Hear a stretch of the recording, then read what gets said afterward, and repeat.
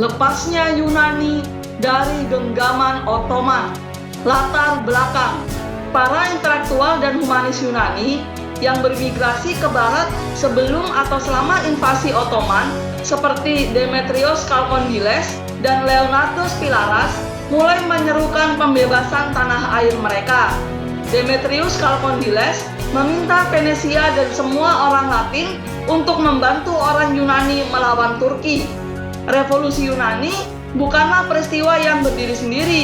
Banyak upaya gagal yang dilakukan untuk melepaskan diri dari Kesultanan Ottoman. Sepanjang abad ke-17, terjadi perlawanan besar terhadap Ottoman di Morea dan tempat lain, sebagaimana dibuktikan dengan pemberontakan yang dipimpin oleh Dionysius sang filsuf. Setelah Perang Morean, Peloponnese berada di bawah kekuasaan Venesia selama 30 tahun. Pemberontakan besar pertama adalah pemberontakan Orlov yang disponsori oleh Rusia pada tahun 1770-an, yang dihancurkan oleh Ottoman setelah keberhasilannya yang terbatas. Namun, kelompok etnis Maniot terus-menerus melawan pemerintahan Ottoman dan mengalahkan beberapa serangan Ottoman ke wilayah mereka. Yang paling terkenal adalah invasi tahun 1770. Selama Perang Rusia-Turki kedua, komunitas Yunani di Trieste mendanai armada kecil di bawah pimpinan Lambros Katsonis yang merupakan gangguan bagi Angkatan Laut Ottoman. Namun pada saat yang sama, sejumlah orang Yunani juga menikmati posisi istimewa di negara Ottoman sebagai anggota birokrasi Ottoman. Orang Yunani mengendalikan urusan gereja Ortodoks melalui Patriarkat Ekumenis Konstantinopel, karena pendeta tertinggi gereja Ortodoks sebagian besar berasal dari Yunani. Jadi, sebagai akibat dari sistem milet atau peradilan atau hukum independen Ottoman, hierarki patriarkat yang didominasi Yunani juga menaruh kendali atas rakyat Ortodoks di kekaisaran. Gereja Ortodoks Yunani memainkan peran penting dalam pelestarian identitas nasional, perkembangan masyarakat Yunani, dan kebangkitan nasionalisme Yunani. Sejak awal abad ke-18 dan seterusnya, anggota keluarga terkemuka di Konstantinopel yang dikenal sebagai Panorietes yang diambil dari nama distrik kota Panar memperoleh kendali besar atas kebijakan luar negeri Utsmaniyah dan akhirnya atas birokrasi secara keseluruhan. Pada masa-masa pemerintahan pusat yang lemah secara militer, pedesaan Balkan dipenuhi oleh kelompok yang disebut Klebs yang menyerang baik Muslim maupun Kristen. Mereka menentang pemerintahan Ottoman. Menanggapi serangan Klebs, Ottoman merekrut orang-orang yang paling cakap di antara kelompok-kelompok ini, mengontrak milisi Kristen yang dikenal sebagai armatoloi untuk mengamankan daerah-daerah yang terancam, terutama jalur pegunungan. Wilayah yang dikuasai mereka disebut Armatolik, yang tertua diketahui didirikan di Agrava pada pemerintahan Sultan Murad II. Ketika kedudukan Armatolik berangsur-angsur berubah menjadi turun-temurun, beberapa kapten mengurus Armatolik mereka sebagai milik pribadi mereka.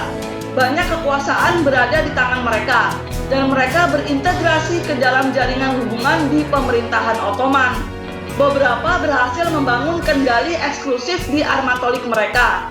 Memaksa Porte mencoba berulang kali, meskipun tidak berhasil untuk melenyapkannya. Pada saat Perang Kemerdekaan, armatoloi yang kuat dapat ditelusuri di Rumeli, Thesali, Epirus, dan Makedonia Selatan. Pencerahan dan gerakan nasional Yunani. Karena perkembangan ekonomi di dalam dan di luar Kekaisaran Ottoman pada abad ke-18, para pedagang dan pelaut Yunani menjadi makmur dan menghasilkan kekayaan yang diperlukan untuk mendirikan sekolah dan perpustakaan, dan untuk membiayai generasi muda Yunani untuk belajar di universitas-universitas Eropa Barat. Di sana mereka bersentuhan dengan ide-ide pencerahan Eropa, revolusi Prancis, dan nasionalisme romantis. Anggota diaspora besar Yunani yang terpelajar dan berpengaruh seperti Adamantios Korais dan Antimos Gazis mencoba menyebarkan ide-ide ini kembali ke Yunani dengan tujuan ganda untuk meningkatkan tingkat pendidikan mereka dan sekaligus memperkuat identitas nasional mereka. Hal ini dicapai melalui penyebaran buku, pamflet, dan tulisan lain dalam bahasa Yunani dalam proses yang disebut sebagai pencerahan Yunani modern. Perang Rusia-Turki pada abad ke-18 sangat penting bagi perkembangan gagasan nasional Yunani. Perang Rusia-Turki pada masa Catherine II membuat orang Yunani mempertimbangkan emansipasi mereka dengan bantuan Rusia. Gerakan kemerdekaan di Peloponnesus atau Morea dihasut oleh agen-agen Rusia pada tahun 1769 dan armada Yunani di bawah pimpinan Lambros Kassonis membantu armada Rusia dalam perang tahun 1788 sampai dengan 1792. Pemberontakan Yunani pada abad ke-18 tidak berhasil, namun jauh lebih besar dibandingkan pemberontakan pada abad-abad sebelumnya dan menjadi landasan bagi revolusi nasional. Nasionalisme revolusioner tumbuh di seluruh Eropa pada abad ke-18 dan ke-19, termasuk di Balkan, karena pengaruh revolusi Prancis. Ketika kekuatan Kesultanan Utsmaniyah menurun, nasionalisme Yunani mulai menguat.